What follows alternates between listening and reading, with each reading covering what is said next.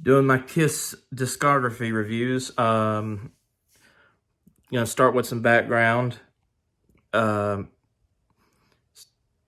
early 70s musician Chaim Witz, aka Gene Simmons, and Stanley Eisen, aka Paul Stanley, decided to form a band after their old band Wicked Lester fell apart. One of the first things they did was contact an ad in the paper for a drummer willing to do anything. That drummer turned out to be Peter Criscola, aka Peter Criss.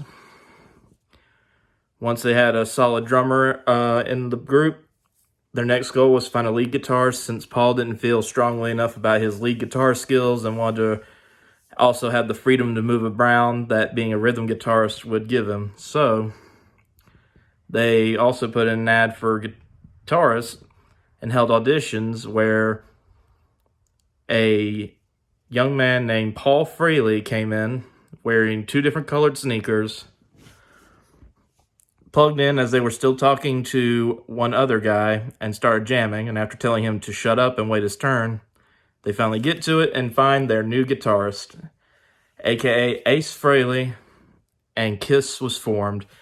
They still had a few bumps in the road, and they needed to find a manager. They did find manager Bill Aucoin, who turned out to be pretty much the missing ingredient to making the band move forward.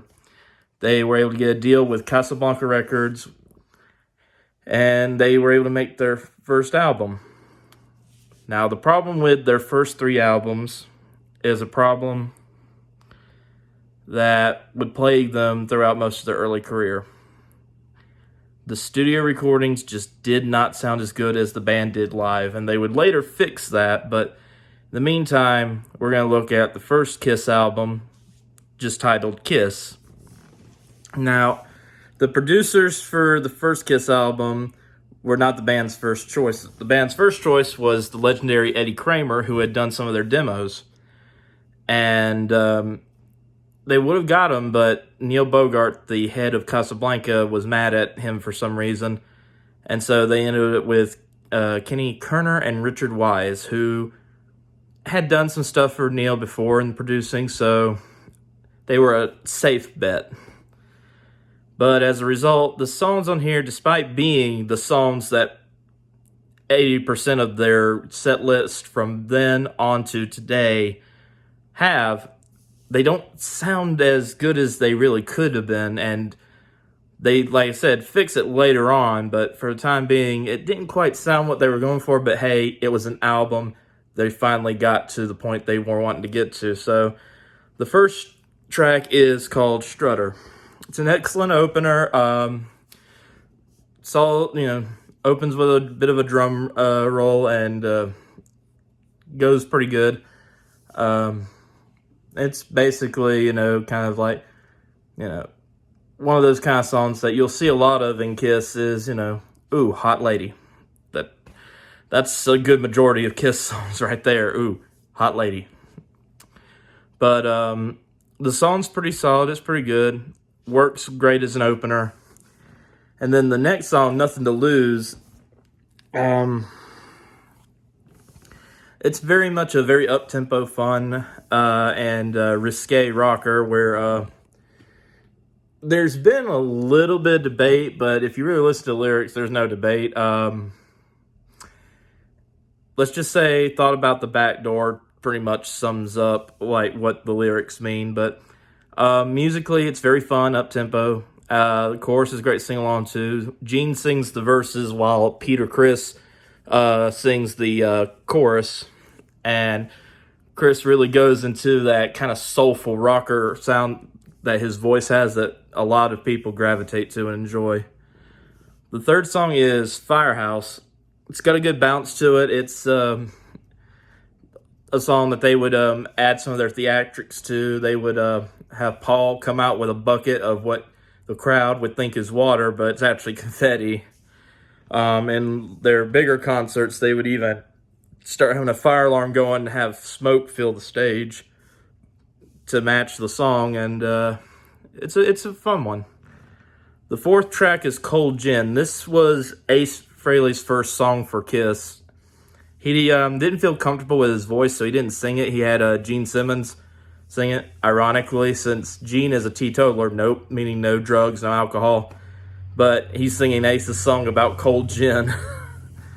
It's got an excellent riff and a very, very fun solo. The next song, Let Me Know, it's solid. It's doesn't really blow me away, but I don't dislike it either. It's fine. The sixth song is called Kissin' Time. It's a cover of an older song. I personally think it's a crappy cover, but when it gets towards the end, they kind of kick it up a good bit. It sounds a lot better towards the end of the song, so I don't hate it, but I think it is probably one of the weakest tracks on the album.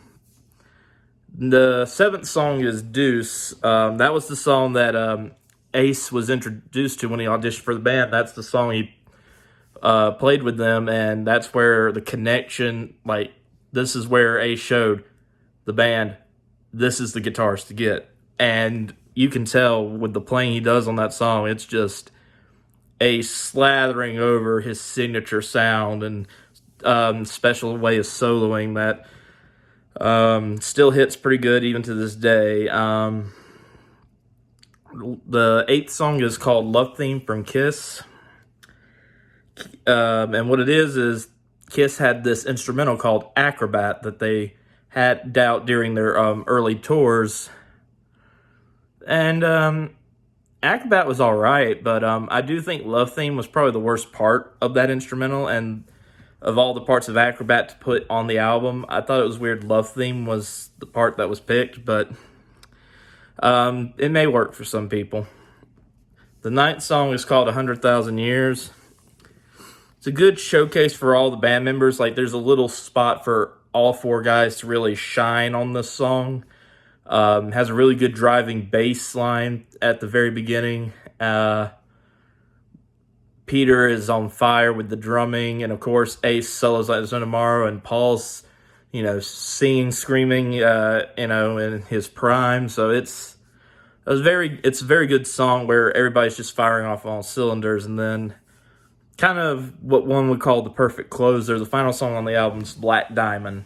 Starts off with soft acoustic. It's a trick that Kiss would use multiple times later, where you're like, oh, this is a soft, easy song, and then, boom, hits you hard with the hard rock. And Black Diamond's kind of like this apocalyptic,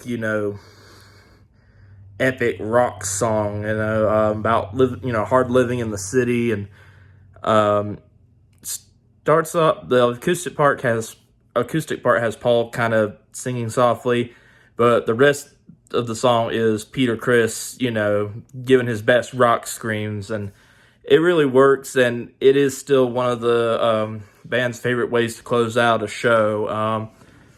It's got a lot of guitar work towards the breakdown in the middle of the song, and all in all, the album is solid. The only thing that really holds it back for me would be Kissin' Time and Love Theme, and the production, which I'll try not to talk too much about the production in the other two albums because it's the same issue with those, though, because they had the same producers on the second album, Hotter Than Hell, and then the third album, Dressed to Kill, they did get a new producer, but it was someone not that experienced with it. So that's it for the debut album. Probably going to go ahead and do a few more in one day, so don't expect me to look much different in the other videos. Later.